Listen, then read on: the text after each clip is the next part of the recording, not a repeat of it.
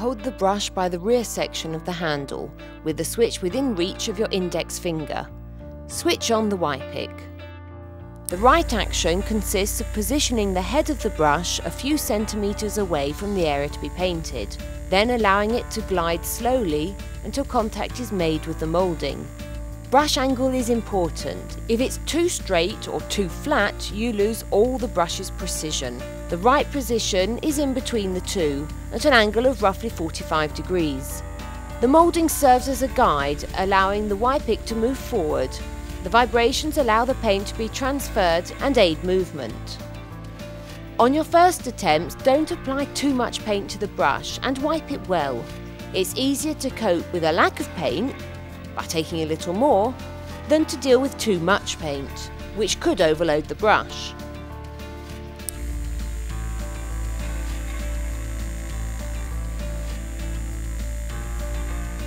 Don't be afraid to touch lightly against the surface adjacent to the one being painted. Rather than viewing it as your enemy, you should use it as a guide. This is the Wipic principle, as the vibrations naturally deposit paint on the other surface. The whole of the head should make contact, nice and flat.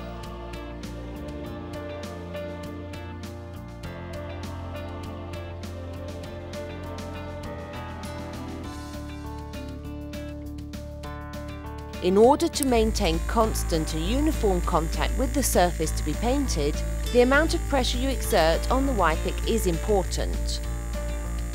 Insufficient pressure and the paint will not be applied, or only partially, while too much pressure will cause the paint to overlap onto the other surface. The pressure should be light, sufficient and constant. With the aid of the vibrations, widen the area covered.